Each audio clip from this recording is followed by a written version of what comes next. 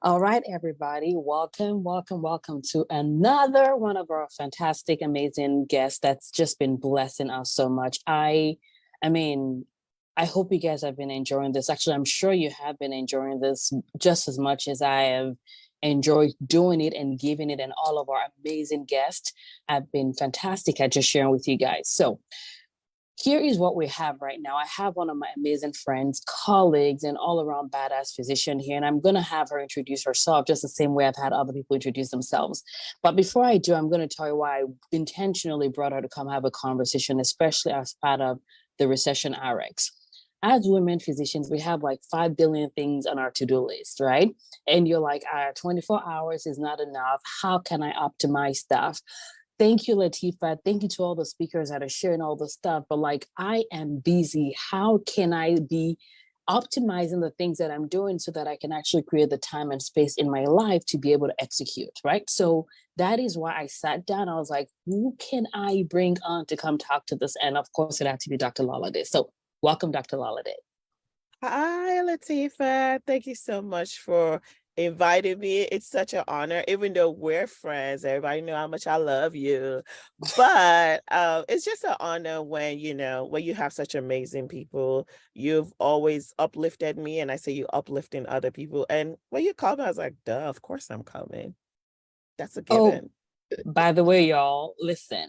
The reason why we're recording this, it's literally a few, like, I'm not going to tell you how many hours or day before it's streaming. However, Dr. Lolita has not been feeling well, and she has been so generous to just like recover. Because I'm like, yo, I don't want you coming if you need some like oxygen, right? But she's taking time to recover, but also just told me that, Latifa, I want to make sure I come here and help your people. So super extra thank you for being so generous and taking the time to be here. Of course, of course. Thank you, sis. All right. So if someone's here and they're like listening or they're watching and they're like, why are you here? So I want you to share with us, why are you someone that I believe that women physicians should be listening to in this time, especially in terms of your zone of genius and the stuff that you do for all of our humans, including those with ADHD? Oh, awesome. So for those of you guys that don't know me, I'm Dr. Lola. I am a lifestyle strategist and a coach for all women, but I specialize also in ADHD. So I'm also a pediatric cardiologist. So the way I explain to people is like, I'm a pediatrician, I'm also a pediatric cardiologist. Just like that, I'm also a lifestyle strategist and coach for all women, but I also have a special side love for ADHD.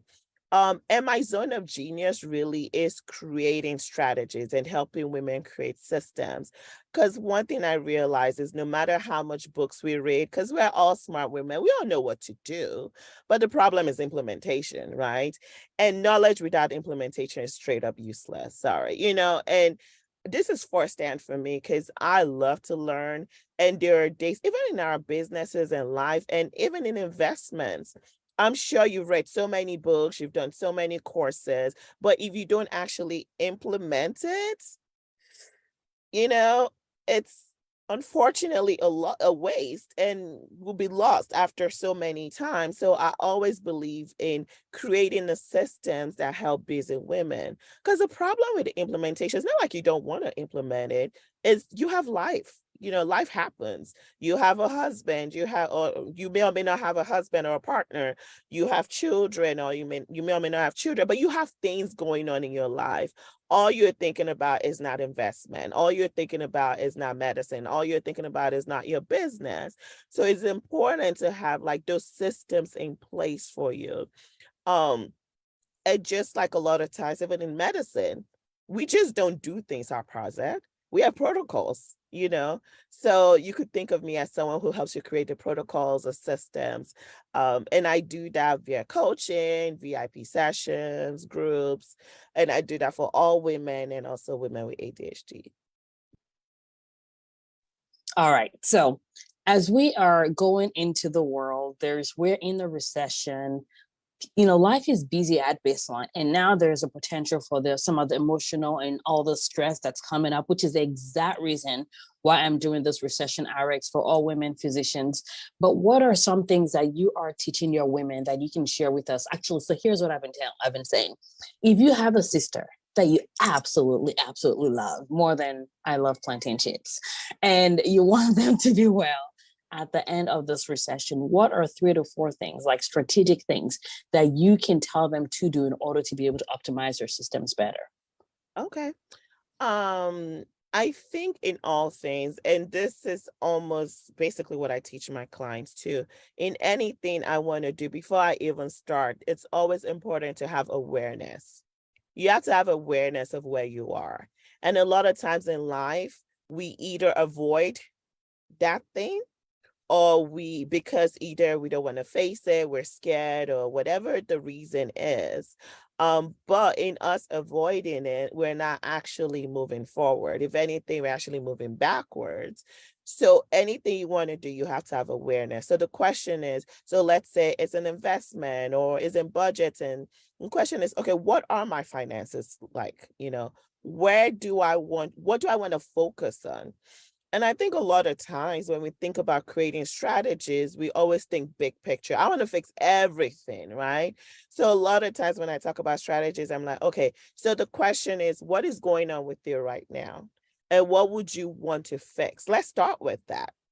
And in you starting with that, you also ask yourself, okay, do I want to fix this right now because it's just the easiest thing for me to do?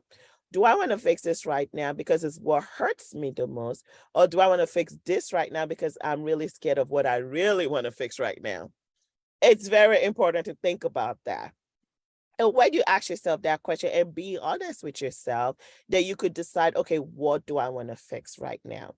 It's okay to have plans, okay? And it's okay to have big plans. So, okay, I want to do this and this and this and this. So what I always teach people is always do one thing, then the other. Then one thing, then the other, as opposed to doing like 10 things at the same time. Because what happens is that you get diluted and then you get overwhelmed and then you get fed up, right? Especially when you're busy. It's better to, if it is budgeting you want to do, just start with budgeting and see how long you go through that and give yourself a goal. I said, okay, once I get to whatever your goal is, then maybe I'll move into investments. And once I get to whatever your goal is, then maybe I'll move to that. Uh, excuse me.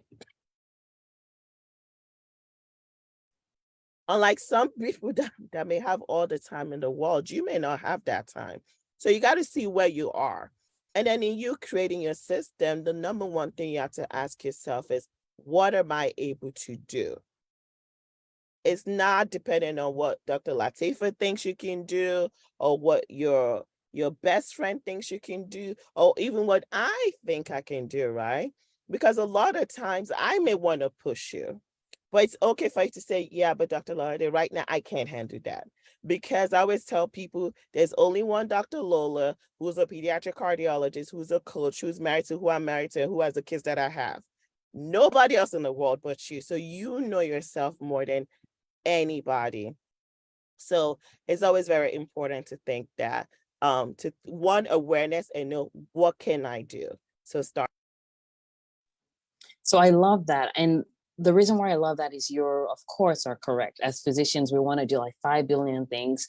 There are times when I speak with people and they're like, I want to have like 10 doors. I want to have this amount in net worth. And I'm like, yes, but we have to start from somewhere, like start where we can start from. And I always talk about celebrating the crap out of it, right? And giving yourself the grace to enjoy that season and celebrate yourself, because like, well, I want 10 doors. I only have one. Let us celebrate the one freaking door that you have. So I love that you said, asking yourself, what is going on right now? What do I want to take care of right now? So that it's like, instead of having this like crazy looking mess of to-do list, it becomes more serial, more linear. And then you can now take one and knock it out, and then we knock it out and knock it out. And that is literally how I've created a lot of the stuff that we have created in our finances. So I love that you're sharing that. Thank you. All right, number 2. No. I love that we're aligned. And just so you guys know, I've never taken Dr. Latifa's course. It's just that she's amazing at what she does. So obviously she's teaching you guys the right way of doing things. So that's number one, being aware. And then number 2 is your mindset, right? What is your mindset like, especially in this season you're in? Is your mindset, oh my gosh, my life is over. I'll never have retirement. I'll never have money. I'll never whatever.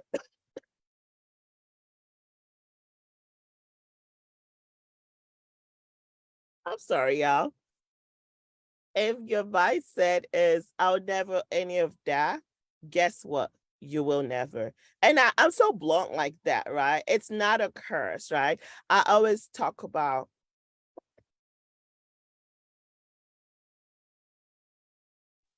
Dr. Lola is taking a sip of water.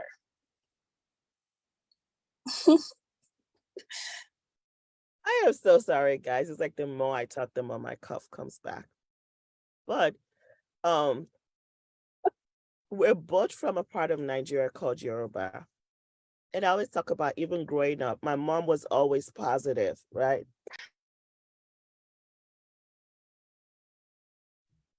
She was always like, I'm not going to say negative because whatever I put into the air is what's going to happen. And that's what mindset is. So if you already think, oh, it's going to be horrible, guess what? It's going to be horrible.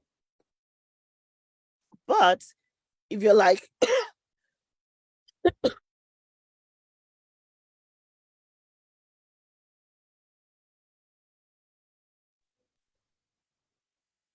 let me just take a little break. Take a lot of break. Take as much break as you need. And if we want, we can actually stop recording events. Take as much break as you need. All right. So sorry about the quick break.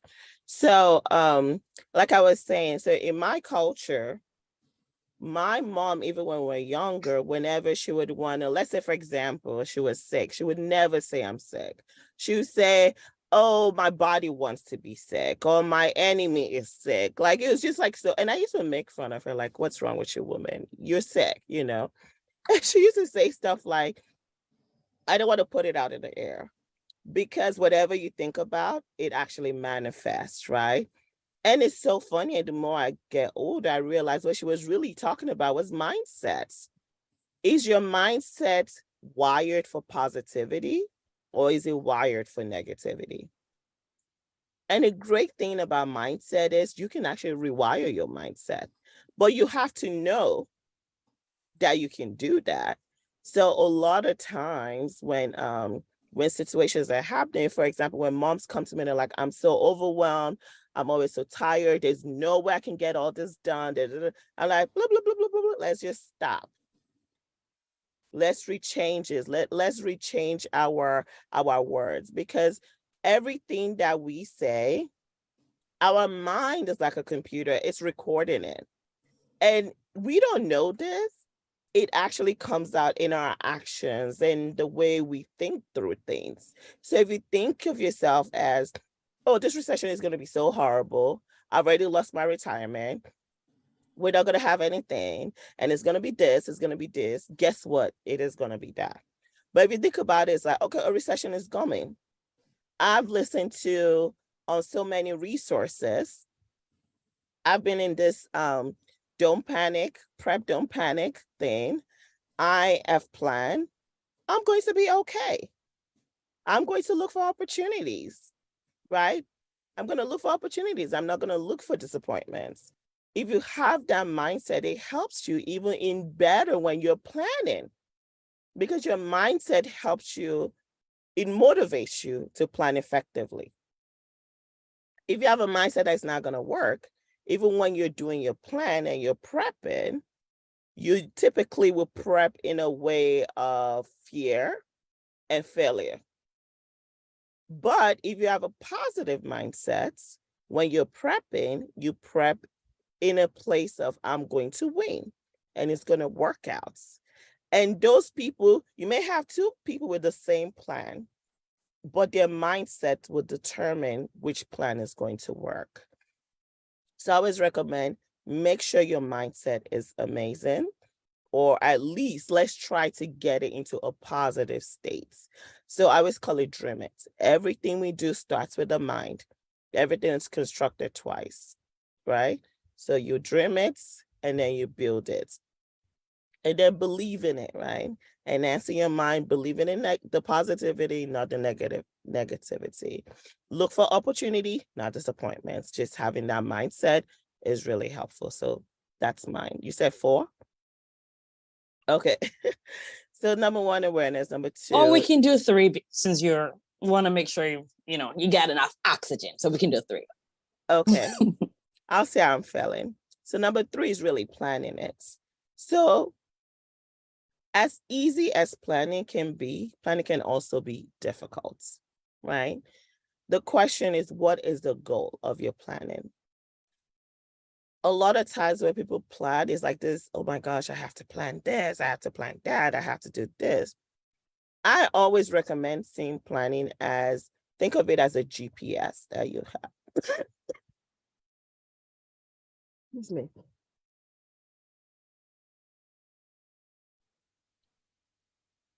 Okay, so like I was saying, I talked about when you're planning, right? Don't think of planning as this, oh my gosh, I have to make a plan. Think of the big picture. I think of planning as like my GPS, right? It's a GPS to get you to where you want to go. So for example, let's say I want to go from my house to Dr. Latifah's house. I'll put her address in my GPS, right? But on my way there, I may realize that, oh my gosh, I need to pick something from the store and take a little detour, right? Or I may want to stop and smell the roses on the way, right? But at the end of the day, I have a goal I'm trying to make. So when you're planning, it's okay to have a vision and to have a goal, but don't be too rigid in your planning. Have some variability and have an ability to be able to move, just knowing that, okay, this is where my end goal is going to be, but I may need to be flexible on some things. And when I say flexible is some things, a lot of time, because I'm very big on putting yourself first, it has to do with you, right? So let's say you want to have 10 doors, but you're the only person. It's okay to say, you know what? I'm okay with 1 door right now because I want to focus on my kids and my family and do things that give me joy. That is perfectly okay. You may still hit that 10 door, but you took a little detour. You stopped by the beach, you're sitting by enjoying the water. That's also perfectly fine. So don't be so hard on yourself that you didn't meet like step 1 out of the step 10, right? Because it's just delayed, it doesn't necessarily mean it's not going to happen. That being said, it's always important to have someone who can keep you accountable and make sure that you do get back on the journey when it is necessary and you don't just stay on the beach forever, you know. So that's the third thing. The last one is really like something that people don't think about when I talk about creating systems. It's more like being appreciative or thankful of whatever stage you're in.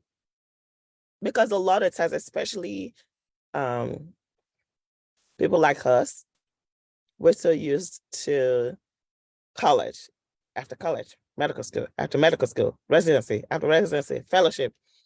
And how many of us actually sat down and were like, wow, and enjoyed that moment, right? And people don't realize that in you sitting down and enjoying that moment after each step, it actually gives you the motivation to create the things you need to create for future steps you have to go through. So part of creating a strategy is also creating that time to rest, that time to focus on you, that time to focus on your family. I tell people all the time, if we create a strategy now for your life, like a life strategy for you, if it doesn't include rest, when you get busier, you're not going to rest, right? So even when I'm planning and I teach my women how to plan, the first thing I ask them to do is plan your rest. So when you're planning for a recession, first thing you need to plan for is during this time, let's plan for vacation. Let's still plan to have time with family. Let's still plan to do those things that give us joy. It may not be the $10,000 vacation, but guess what? We could still do a $100 vacation, whatever that looks like for you, right? But being able to put that into your planning is also important. And that makes it so much more joyful and so much more stressful. Because at the end of the day, it's not the amount that you have that makes you rich.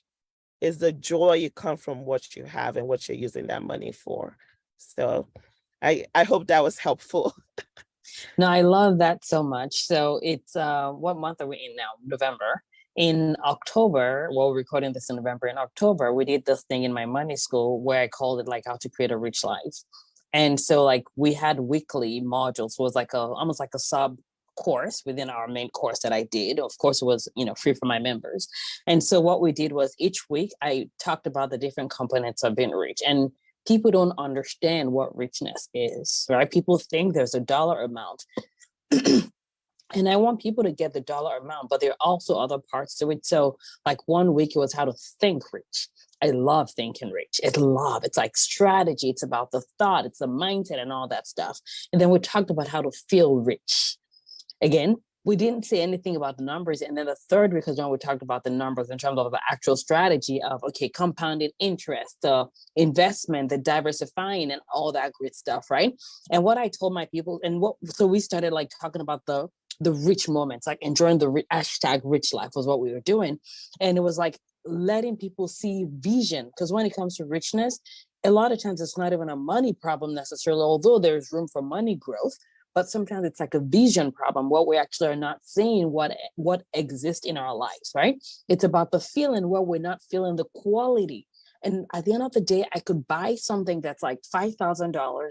I could buy something that's $500, and the 500 could actually provide more of a feeling of like a richness than the $5,000 product. It's all about like the intensity of sort of like eating it and indulging in it and really, really enjoying what you have in front of you. So I love, love, love that you said that, because ultimately I want us to have money and I want us to have all the richness that goes with it. So I love that so much. So thank you. Of course. Of course, I coughed right when I was going to say something. I always joke that, as you know, my full name is Lola Day, right? And Lola Day, guys, means the wealthy one is here. And when people hear that, they're like, oh my gosh, money, money, money. I'm like, nah. And Wealth in money. your and money, right? Wealth in Yoruba is joy, happiness. So when I talk about a program, I talk about creating a wealthy woman, right? Because your wealth is your mind, is your body, is your soul, it's time, right? I'm a big time junkie. A lot of people think, sorry, money coach. A lot of people think money is the greatest asset you have. It's actually time, right? No, I could it's lose, time. yeah, I could lose all the money in the world, and guess what? I'll find a way to make it back. Okay. But if you lose your time, that's it. And I always also say time is the greatest equalizer for all people, right? Because we all have the same, I say 16 hours because everybody needs to sleep for 8 hours. We all have the same 16 hours in the day to get things done. The question is, how are you prioritizing your 16 hours, right? And those 16 hours doesn't necessarily have to be busy, busy, busy, working, working, working.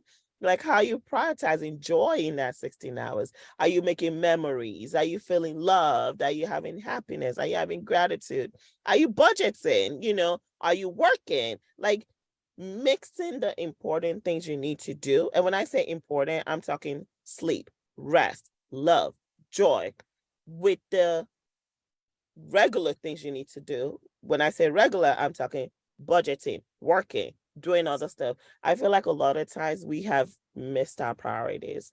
A lot of people see those things like work, which are great. We need to listen. Even God said, if you don't work, you shouldn't eat, right? But we take that as the most important, whereas the most important thing we really should be focusing on is joy, love, gratitude, our family. As a Christian, for me, my faith, those are the most important things. And after you have that secured, then it's actually easier for you to be a better employee, to be a better mother, to be a better or husband if you're a man, to be a better everything, right? Because your foundation is stable. But if your foundation is not stable, and when I say foundation, all those things I talked about earlier, if you don't have a good mindset, if you're not having gratitude, if you're not happy, no matter how much planning you do, it's almost like you're planning on sink sand. So it's always important to try to get that foundation and a solid rock done first. So if you need to get a life coach, get a life coach. If you need to get a therapist, get a therapist. Because money is not going to fill that void. Planning is not going to fill that void. But once you've gotten that done, then of course we can do this planning and doing that planning. So I that's what I love it. just I want to love live it. with. That's the whole reason why I became, got trained as a life coach, was because I'm like, I was finding that it didn't make sense that we as amazing, smart human beings, including myself, was suffering when it came to money. And it was really when I understood that a lot of it wasn't about the numbers, was about all those other stuff you just talked about. That's been like the biggest game changer for me. So thank Absolutely. you. Thank you. Thank you so much. So, one last question for you. For those that are here that are watching in our private pop up group, or that are watching on YouTube or on the podcast and wherever else is shared all over. By the way, if you haven't shared this yet, what the hell are you doing with your life when it's able to be shared? Where can they find you? Where can they find you? How can they get in touch with you so that they can also be part of the amazing stuff that you're creating in this world? Girl, you threw me to a laughing fit with that. What do you do with your life? Guys, she's insane. I love her though. I love all of it. Um, but yeah, you could get in touch with me by either contacting me via hello@lollytasking.com. And when I get in the group, I could put that information in. If you also want to learn how can I re-strategize, I literally want to strategize my whole life, you can email me. I'm also doing a retreat in February. If you want to learn more about that. And in that retreat, we actually talk a lot about this mind, body, and soul and creativity. And that we also have resting. Yeah. And then because I'm also on Instagram is Lolly at Lolly Tasker, but I'll put all that information in the group. Fantastic. And we are going to we'll put your website link, because I know that has all the information. We'll put that in the group. And for the podcast, we will have your social stuff as well. So this has been Awesome. so good. Thank you for blessing us. I'm so glad we didn't record this when you're like at the peak of your non-wellness. The cough is always annoying because it hangs I out forever. And you're like, I know. feel better, but the Yeah. cough is there. And then you're like, Oh Latifa my gets you gosh. And I'm so talking. sorry, guys. I wish, but at You the wish end you of were the not day is human. yeah, exactly. I wish I was not human. But at the end of the day, I felt like it needed to be recorded because it's not the finesse, right? We always say that's not the finesse. It's really the gist of the matter is what matters the most, not but next time I got you. We got to Next do a time redo she when I'm got not you. coughing. Next time she got you. Dr. Lolliday, thank you so very much for being here with us. I appreciate Thank you. you for I'm glad you're having doing better, me. and I hope this cough stops lingering and goes away I soon. know. Thank you. Thank you. Thank you. Have a good one. All right, every human. Thank you guys for watching. Thank you for listening. And make sure that if you're listening, not in the private pop up group, you're able to share it everywhere. We want all the humans in the world to be prepped for the recession and live the life that they all deserve to live. So thank you guys, and I'll talk to you soon. Bye bye, guys.